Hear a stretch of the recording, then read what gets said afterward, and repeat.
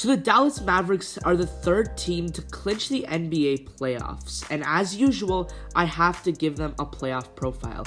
If you don't know what playoff profile is, it's a series on my channel where I go over every team that makes the NBA playoff, one team at a time, and I give you guys a 5 to 6 minute profile about them. I talk about their team and how I think they can do come playoff time. So in this episode, we have the Dallas Mavericks, so let's get right into it.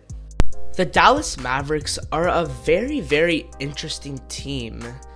Unlike other teams in the NBA, specifically the Western Conference, that have been on top of the standings for majority of the year, the Mavericks were kind of just avoiding the play-in tournament, but now they've propelled to the 3 seed with a record of 48-30, and they're definitely a very interesting team because it was kind of just a new year.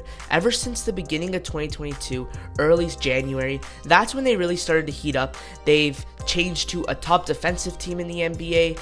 Their players all started performing well, and overall, they looked like an amazing NBA team for the past 3 months or so. We've seen this team at its highest, and we've also seen them at its lowest. But I think, like any other team, it all starts off with their star player, and that player is Luka Doncic. Remember when I said just 10 seconds ago how the Mavericks look like a really good team? Well, it's because ever since the new year, Luka Doncic has been playing like an MVP candidate. He's nearly putting up a 28-point triple-double on pretty good efficiency, and he's also really improved his defense this year.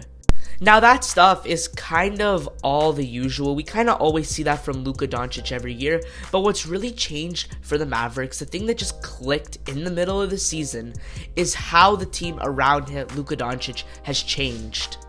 The Dallas Mavericks obviously had Kristaps Porzingis, a 20-point per game scorer who was arguably a borderline all-star, but at the trade deadline, they traded him to the Washington Wizards, and a lot of people, including myself, found that like such a weird trade because it sounded like, it kind of seemed like both teams were getting kind of worse.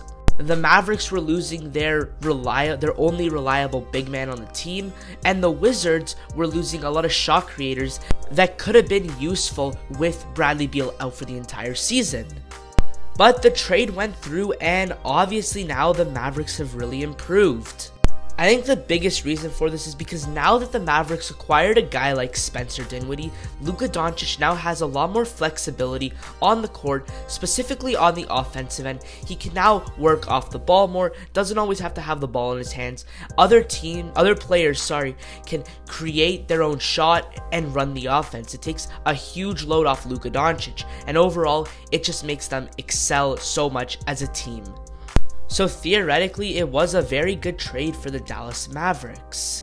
So like I said, how they have those shot creators / facilitators that help take the load off Luka Doncic, like Spencer Dinwiddie and Jalen Brunson, who is a 6th Man of the Year candidate for sure. They also have many other guys like Tim Hardaway Jr., Davis Bertans, Dwight Powell, Reggie Bullock, Maxi Kleber, and Dorian Finney-Smith. Another thing that you can notice with this team, of the notable players that I just said, is how much of a good team they are when it comes to outside scoring. They can all shoot, they have lots of guys that can space the floor, and overall they have just a really good offensive scheme. They also have a new coach in Jason Kidd who seems to really be helping after the Mavericks, lost Rick Carlisle. The offensive scheme he's putting in is everyone space out, let that one guy do all the work, draw the double team when you're cutting, and if you find someone open, kick it out to the open guy for 3 because they have lots of shooters.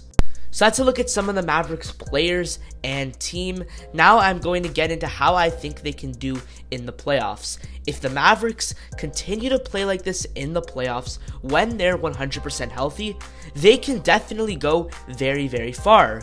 I think Luka Doncic is officially now considered as an experienced guy when it comes to the playoffs. It'll be, I think, his 3rd playoffs.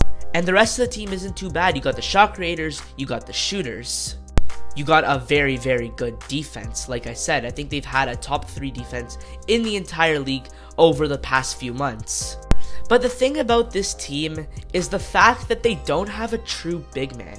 You need a big man to succeed in the NBA, which we've seen from some of the best teams in the entire NBA, the Phoenix Suns and DeAndre Ayton, the Memphis Grizzlies and Jaren Jackson Jr., and a team like the Heat and Bam Adebayo.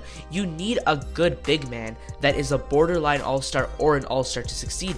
You need him to grab rebounds, you need him to block shots, you need him to all those things that a traditional center could do, and the Mavericks don't have that guy that can do that at a high enough level. So if they have to go up against a team like the Jazz, who's going to stop Rudy Gobert? Or if you have to go up against the Timberwolves, who's going to stop Karl Anthony Towns? There's so many things that can go wrong with not having a true big man. Even if you have to face the Los Angeles Clippers, who's going to stop Kawhi and Paul George? They don't have that guy that can just guard another team's star player. They kind of just play defense well when they play like a team. They don't have that amazing perimeter defender. So the Mavericks, I think, at best, they can make it to the second round. I don't see them going to the Western Conference Finals. Grizzlies, Suns, and Warriors are all so amazing. I don't think they're in that tier yet. So I don't see them going to the Western Conference Finals. I think the second round is the best. But realistically, I don't have high hopes for this team. They are relatively young. And then, like I said, they don't have that main guy that's going to grab all the rebounds, do stuff that you need a big man to do.